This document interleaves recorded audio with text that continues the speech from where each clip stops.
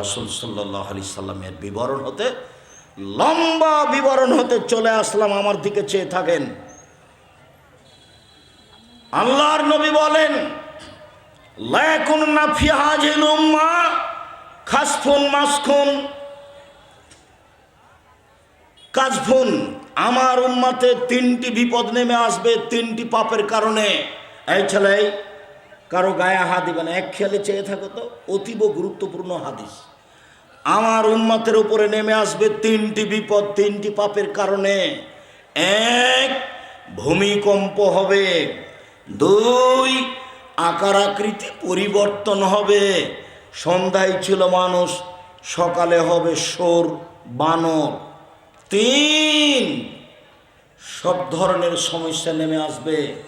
জমির দাম 1 লক্ষ টাকা, রেজিস্ট্রিও 1 লক্ষ টাকা গো। এ কোন ধরনের বিপদ? তারপরে জানুয়ারিতে দ্রব্যমূল্য যা ছিল, তরি তরকারি চাউল গোস্ত সব মিলে, এখন নভেম্বরে এসে প্রায় ডবল। সবচেয়ে অবাক, জমির মূল্য যা, রেজিস্ট্রিও প্রায় তাই। সব ধরনের সমস্যা নেমে আসবে। মসজিদে মারামারি লেগে গেছে, মাদ্রাসায় মারামারি লেগেছে, রাস্তাঘাটে মারামারি, সব জায়গাতে হয়েছে, কেউ কাউকে মানে না। 1 মিনিট আমার দিকে দেখেন। আল্লাহ নবী বলছেন, আবু মুসা কাইফা বিকুম জামানিন, তোমাদের কি হবে, যুগের কি হবে। আবু মুসা, তোমাদের কি হবে, যুগের কি হবে। তোমাদের কি হবে, যুগের কি হবে।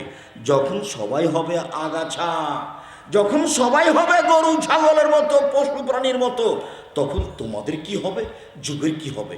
তোমাদের কি হবে, যুগের কি হবে। আমানতদারি থাকবে না, সবাই আত্মসাৎ করবে, তখন তোমাদের কি হবে, যুগের কি হবে। তোমাদের কি হবে, যুগের কি হবে। শোনো শোনো আবু মুসা, মতবিরোধ এইভাবে বেড়ে যাবে, কেউ কাউকে মানবে না। আমার হাতের দিকে দেখেন, আল্লাহ রাসূল দেখাচ্ছেন। আঙ্গুলের ভিতরে আঙ্গুল ঢুকে গেল, যেমন মতবিরোধ বেড়ে যাবে তেমন, কেউ কাউকে মানবে না। তখন তোমাদের কি হবে, যুগের কি হবে। তোমাদের কি হবে, যুগের কি হবে। তখন সাহাবেগণ বলছেন, বলেন কি করতে হবে, আপনি বলেন, আমরা কি করব, আপনি বলেন। তখন 3টা কথা বললেন। এক, মুখ বন্ধ রেখো, মুখ খুলিও না। 2, বাড়িতে থাকিও, বাহিরে যায়ও না। 3, ভালোটা বাছাই করে নিও, মন্দটা ছেড়ে দিও। আচ্ছা আল্লাহ রাসূল, একটা কথা বলেন তো, আপনি যে বললেন যে বাড়িতে থাকো, তো সমাজে এমন মারামারি বেড়েছে যে আমি বাড়িতে আছি, বাহিরেই যাইনি, ওরা দলীয় চাপে আমার বাড়িতে এসে মেরে গেল, আমি কি করব? কথা বোঝা গেল না? 3টা উত্তর দিয়েছে। যখন বললেন যে কি করব বলেন, কয়টা উত্তর দিয়েছে? এক কি আছে, মুখ বন্ধ রাখতে হবে, কথা বলা যাবে না, কথা বললেই মারবে ও, এই কথা বললেই মারবে। 2, বাড়িতে থাকতে হবে, বাইরে যাওয়া হবে না। 3, ভালো যেটা সেটা নিতে হবে, খারাপটা ছেড়ে দিতে হবে। তখন আল্লাহ রাসূলকে সাহাবী বলছেন, আচ্ছা ঠিক আছে, আপনার কথা মেনে নিলাম, তো দলীয় চাপে যদি আমাকে বাড়িতে মেরে যায় তাহলে কি করব, এইটার উত্তর কি? তখন আল্লাহ রাসূল বলছেন, শোনো শোনো শোনো, আদমের 2 ছেলের ভালোটার মতো হয়েও। তখন আদমের 2 ছেলের ভালোটার মতো হয়েও। কাবিল বলল হাবিলকে, এ হাবিল, তোকে আমি মারবো রে। তখন হাবিল বলছে, আমাকে মারো মারো, আমি তোমাকে মারবো না। বিচারের মাঠে আমার পাপ আর তোমার পাপ নিয়ে তুমি উঠিও, তুমি আমাকে মারো মারো, আমি তোমাকে মারবো না। ও যদি বাড়িতে এসে মেরে যায়, তুমি মুখ খুলতে পাবা না। বুঝা গেল না কথা? আমি আল্লাহ রাসূলের কথাটা আপনার সামনে নকল করলাম। 3টি পাপের কারণে 3টি বিপদ নেমে আসবে। 1, এই যে সারিবুল খমরা, যখন মানুষ নেশাদার দ্রব্য পান করবে। 2, জাহারাতিল কায়নাত, মেয়েরা যখন নাচবে। সব মোবাইলে মেয়ে নাচে, সব দোকানে মেয়ে নাচে, সব ঘরে মেয়ে নাচে। তিন জারাবুল মাজিব, যখন বাদ্যযন্ত্র প্রকাশ পাবে, সব মোবাইলেই বাজনা বাজে, সব দোকানেই বাজনা বাজে, সব ঘরে বাজনা বাজে। দিনাজপুর শহরের একটা 5 তলা বাড়িতে 30টা রুম আছে, তার 25টা রুমেই বাজনা বাজে। মেয়ে নাচে। 3টে বিপদ নেমে আসবে 3টা পাপের কারণে। 1, ভূমিকম্প হবে। 2, আকার আকৃতি পরিবর্তন হবে। 3, সমস্যা নেমে আসবে। পাপ 1, যখন তারা নেশাদার দ্রব্য পান করবে। 2, মেয়েরা যখন নাচবে। 3, যখন বাদ্যযন্ত্র প্রকাশ পাবে। আল্লাহ নবী বাদ্যযন্ত্র শোনার পরে কানে আঙ্গুল ঢুকে দিলেন, ফানানিত তারিকে দূরে সরে গেলেন। দূরে সরে গিয়ে বলছেন, আব্দুল্লাহ ইবনে উমর, জি তুমি কি বাজনার শব্দ শুনতে পাচ্ছ? জি না, এখন শুনতে পাচ্ছি না। ফারাফাইস ভাই এমনি নজনাই হে, তখন তিনি আঙ্গুল দুটে কান থেকে বের করলেন। আর এই যে কাহারোল থানার এই শিক্ষিত লোকটা, ও হলো হাই স্কুলের হেডমাস্টার, মাস্টার ডিগ্রি পাস মানুষ। আর তার বউ হলো প্রাইমারির হেডমাস্টার। দুইজন দুই দিকে বসে আছে, আর ছেলেটা কানে ইয়ারফোন লাগিয়ে আছে। আল্লাহ নবী কানে কি দিয়েছিলেন? আঙ্গুল। আর এই লোকটার, এই বাচ্চাটার কানে কি লাগানো আছে? কোথাকার গান চলছে? ইন্ডিয়ার। তোমরা যদি এই বাপ মাকে শিক্ষিত বলো, তাহলে মূর্খ কেটা? সবাই যদি বলো যে এই বাপ শিক্ষিত বাপ, তাহলে মূর্খকে। শুধু মূর্খ বললে ভুল হবে, এ হলো শয়তান বাপ, শয়তান। এই পরিবারকে কবর দিয়েছে, বাপ নয়। কেমনে তার ছেলে তার চোখের সামনে এভাবে অন্যায় করতে পারে? যে সম্মানিত দিনী ভাই বোন, আলোচনার শেষে চলে আসলাম।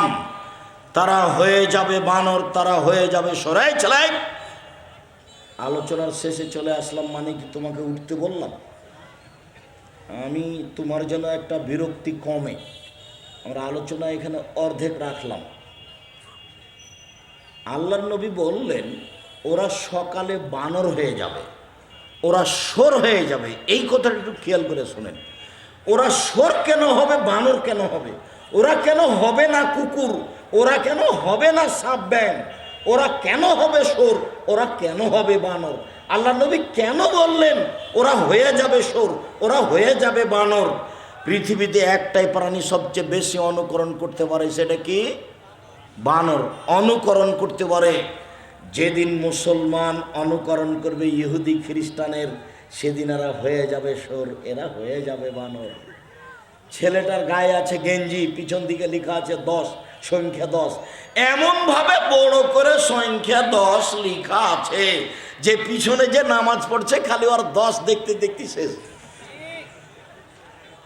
এর নাম অনুকরণ। এরাই হয়ে যাবে শোর, এরাই হয়ে যাবে বানর। আচ্ছা আব্দুর রাজ্জাক সাহেব, অনুকরণের জন্য বানর, শোর কেন? মনে রাখবেন, একটাই পৃথিবীতে প্রাণী আছে যার অনুভূতি নেই, কোনো অনুভূতি নেই। গরুর অনুভূতি আছে। আমার আব্বা তো কৃষক মানুষ, আমরা মাঠে গরু চড়িয়ে অভ্যাসী ছিলাম। যেখানে ঘাস উঁচু হয়ে আছে ওখানে গোবর আছে, গরু আর এই ঘাস খাবে না। তার মানে তার অনুভূতি আছে। এখানে গরু জবাই করেছেন, আপনি আপনার গরুটা টেনে নিয়ে যান, ওখান থেকে যাবে না। তার অনুভূতি কাজ করে। পৃথিবীতে একটাই প্রাণী যার অনুভূতি নেই, সেটা কি বলেন তো? শুকুর। যেদিন মুসলমানের অনুভূতি হারিয়ে যাবে, তাই তো আর চুল ছেটেছে এরকম করে, তাই তো গেঞ্জি 10 নম্বরের, তাই তো ডাক্তার যখন বড় ডাক্তার নামলেন গাড়ি থেকে, তখন গলায় টাই আছে, পরনে প্যান্ট আছে, টাকনোর নিচে আছে, দাড়ি চাঁচা আছে, হাতে সিগারেট আছে। একটু পরে বৌমা নামলো, হালকা হালকা কাপড় আছে। একটু পরে নাতনি নামলো, গায়ে কোনো কাপড়ই নাই, দেখি গাড়ির পিছন দিকে কুকুর আছে। এরা ইহুদি খ্রিস্টানদের অনুকরণ করেছে, এরাই হয়ে যাবে শোর, এরাই হয়ে যাবে বানর। সম্মানিত দিনী ভাই বোন, আজকের মতো আলোচনার শেষে এসে সবাকেই আর দাওয়ালার পক্ষ থেকে উসমানী কায়দা এবং অন্যান্য বই। আব্দুল্লাহর মিন্নাতুল বারি আছে ব্যতিক্রম বই। আর আমাদের এই সলাতের উপরে আজকের আলোচনা উপদেশ বই আছে 3 নম্বর 4 নম্বর চ্যাপ্টারে। টাকা না থাকলে একটা পত্রিকা হাতে নিয়ে যাবেন, আলিতে সাম পত্রিকা, 50টা প্রশ্নের উত্তর আছে।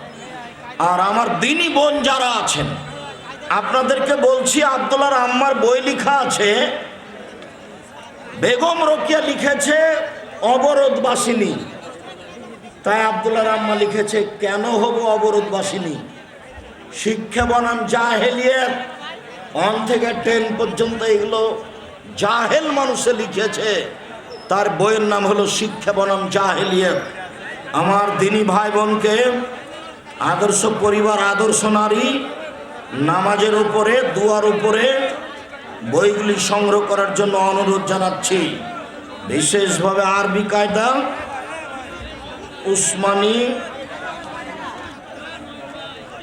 উসমানী কায়দা। সম্মানিত দিদি ভাই বোন, বইগুলি সবাই নিয়ে যাবেন। টাকা না থাকলে একটা পত্রিকা নেবেন, 30 টাকাতে একটা পত্রিকা নেবেন, বড় বড় বিদ্বানের লেখা। আমি আপনাদের প্রশ্নের উত্তর দিই, আর সবাই একটা বই হাতে করে যাবেন, অন্তত একটা। যাদের কাছে টাকা পয়সা আছে সবটাই নেবেন, আমি আপনাদের সাথে বসে আছি। আমি কয়েকটা প্রশ্নের উত্তর দিই। মহিলারা কি বৈঠক করে মহিলাদের নসিহত করতে পারবে? হ্যাঁ, মহিলারা বৈঠক করে নসিহত করতে পারবে বাড়িতে। এই থানা ওই থানা, এখানে ওখানে যেতে পাবে না, এখানে ওখানে যাওয়া নিষেধ। আমি একজন নারী, আমি কাজী অফিসের মাধ্যমে আমার স্বামীকে ডিভোর্স দিয়েছি। অফিস থেকে তাকে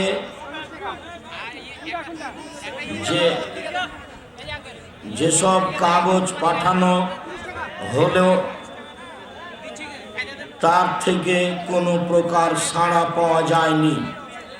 যেসব কাগজ পাঠানো হয়েছে তার কোনো সাড়া পাওয়া যায়নি।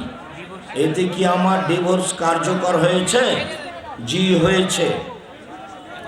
উনি জানতে পারলেই হবে আপনার ডিভোর্স হয়েছে। আপনি 1 মাস পরে কোনো জায়গায় বিবাহ বসতে পারেন, এর নাম খোলা তালাক। খোলা তালাকে 1 মাস পরে বিবাহ বসতে পারবেন।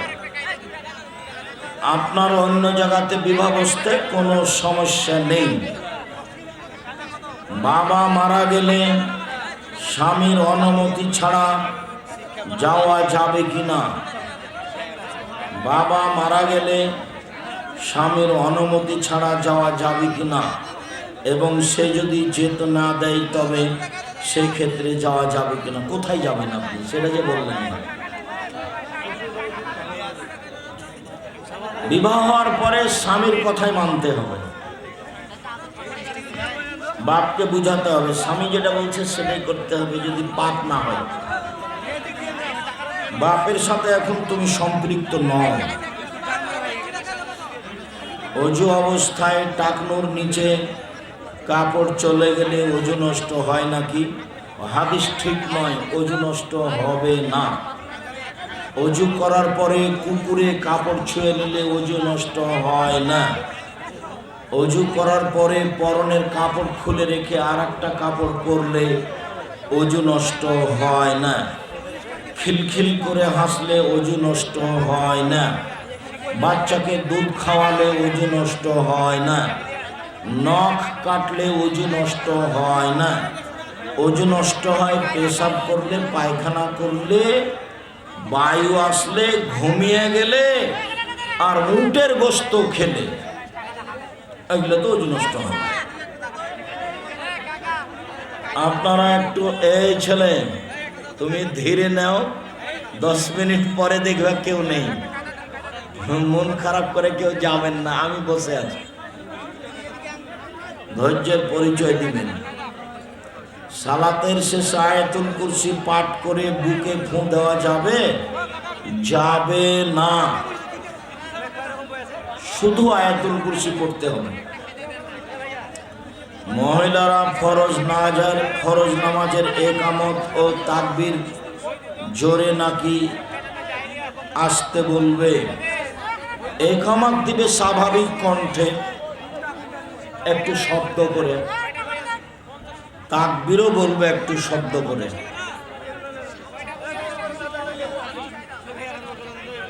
জাহেলিয়াতের যুগে যে সকল কন্যা সন্তানদের জীবন্ত কবর দেওয়া হতো তারা উভয়ে জাহান্নামী। কথা অনুযায়ী মায়ের পেটের ভ্রূণ বা সন্তান হত্যা করার বিধান কি? মায়ের পেটের ভ্রূণ হত্যা করারও হুকুম তাই।